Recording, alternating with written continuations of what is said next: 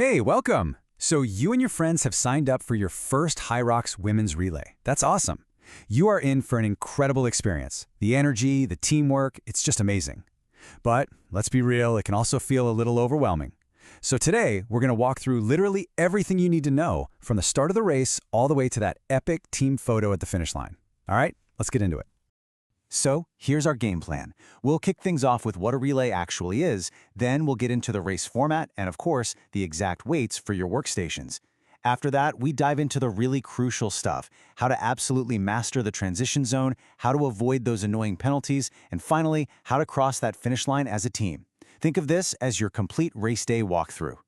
Okay, first things first, what makes the relay so special? Look, HYROX is a fitness race for everyone, but the relay, that's where the teamwork really shines. It's not just about how fast you are, it's about your team's strategy, your communication, and just pure shared effort.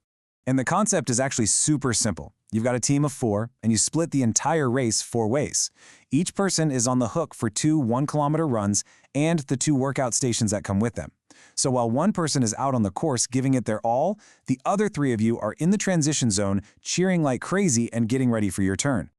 And that is the heart of it right there. 4 teammates, 1 massive race. You go all out during your legs, and then you become the ultimate hype crew for your team during theirs.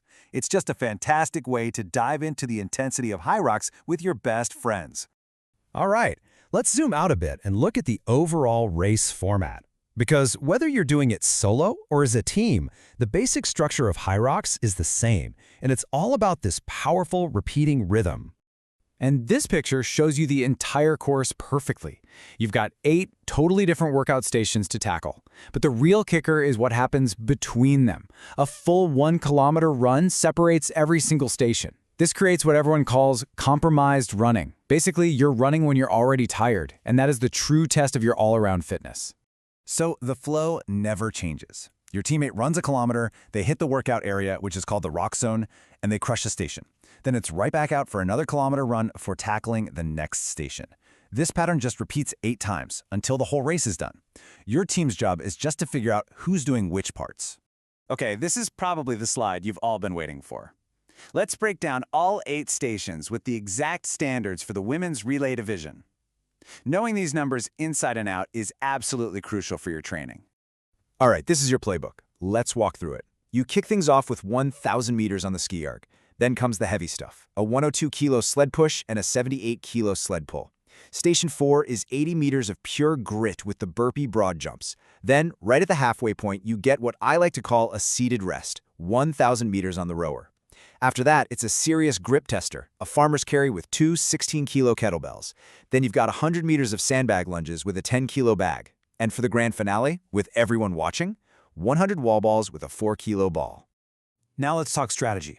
Because in a relay, it's not just about how fast you run or how strong you are. It's about the changeover. The transition zone is this high-energy, fast-moving place, and knowing how it works is the key to a smooth, stress-free race day. Seriously, this is where it's at.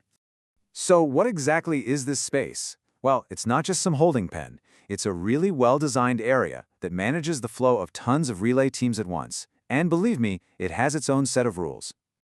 And this diagram just breaks it down perfectly.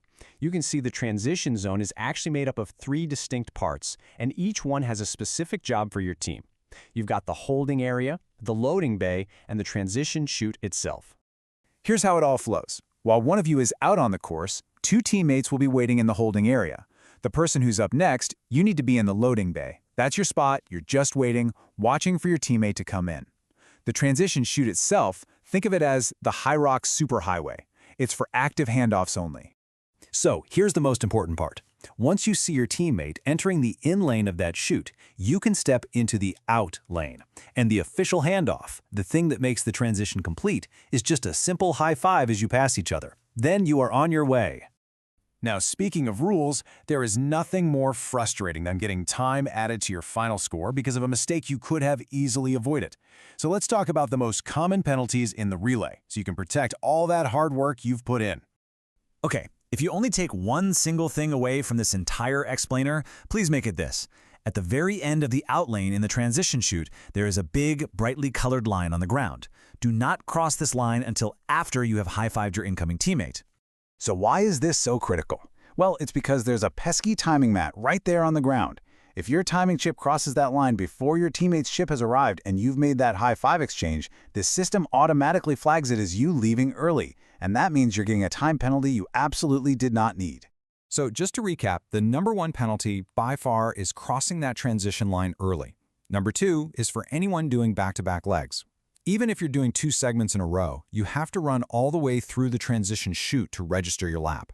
And finally, just a good rule of thumb, if you're in the holding area, just be aware of your surroundings so you don't get in the way of other athletes. Okay, you followed the rules, you've nailed the transitions, and your final teammate is just powering through the last station. Let's talk about the absolute best part, finishing this thing together. And I love this quote from the HYROX team because they know how special this moment really is. Unlike other race formats, the relay is literally designed for this shared celebration. You get to have that epic 4-person photo, arms in the air, as you all cross the finish line. And here's the exact play-by-play.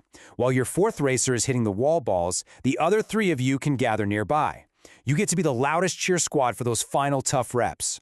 As soon as the judge gives the thumbs up on their last rep, that is your signal. The whole team runs up the finisher ramp together. Just remember this one last rule. The person who just finished the wall balls, the one wearing the timing chip, has to cross that finish line just a tiny bit ahead of the rest of you. And that's it. From that first kilometer all the way to that shared moment of victory at the end. You've got the weights, you've got the rules, and you've got the strategy for an amazing race day. So now, there's really only one question left.